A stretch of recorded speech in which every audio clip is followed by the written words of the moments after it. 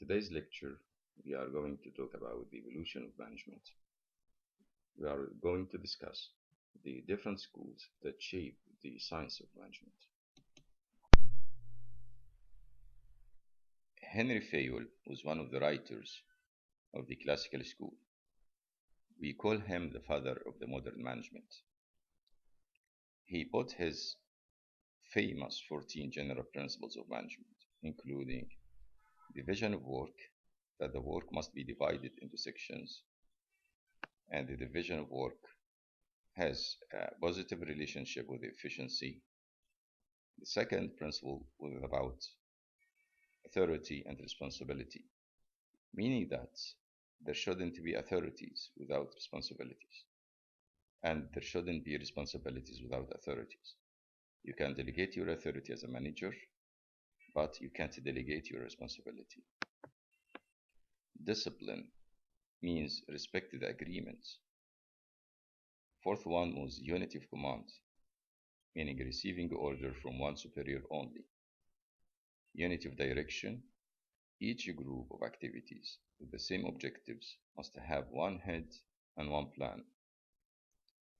Subordination of the individual interest to the general interest, meaning that the managers should work in the interest of the organization, not for their interest. Emanation, methods of payment should be fair and give maximum satisfaction to employee and employer. Determine the degree of centralization.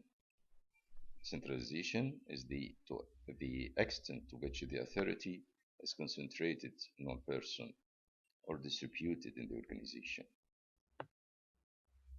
Scalar chain means line of authority or chain of command. Order, place for everything and everything in its place. Equity, justice and fairness on the part of managers. Stability of the tenure of the person, initiative, keenness to work, and finally, spirit corps, union is strength. This is the principle of the teamwork. The main features of the classical school was that the task of administration is not political but technical. It was emphasizing the material and methods instead of the human element in the organization. It treated people like cogs in a machine and people in the organization or like other machines and tools. It focused on the increase of productivity, not the efficiency of the people. So the second school started as a reaction to the classical approach. It was initiated in 1930s with the human relation movement, as those who believed in the assumption of the classical school ignored the human element of the organization.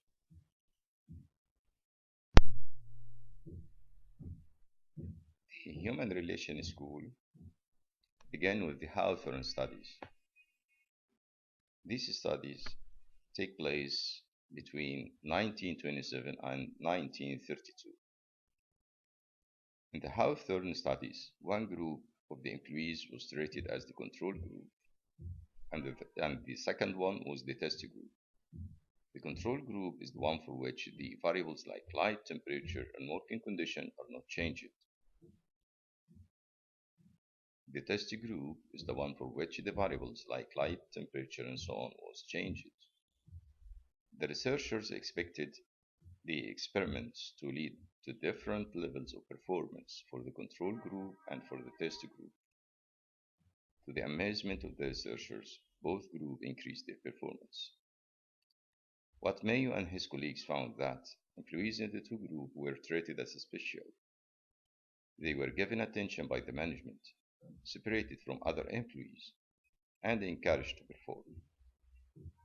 They found in general that improvements in productivity were due to the social factors and moral, good relation with managers, and the members group. Employees who are given attention by the management, who are treated as special, and who perceive their work as significant can become highly motivated and thus become more productive. This phenomenon, arising basically from people being noticed, is called the Hawthorne effect. Bernard was one of the writers of the Human Relations School. He written a book titled The Function of the Executives. He focused on the social implication of the organization. He argued that managers' role including gaining cooperation, defining purposes, and giving a system of communication. He believed that the subordinates was the ultimate source of authority because he or she chose whether to accept or reject the orders given by the managers. According to Bernard, the employees have three different zones: the zone of acceptance, the zone of indifference, and the zone of rejection. If managed incorrectly, the zone of indifference will turn into a zone of rejection, thereby decreasing the workers' tolerance for the manager's orders. However, if the employees managed correctly, the zone of indifference will turn into a zone of acceptance, thereby increasing the workers' tolerance for the manager's orders.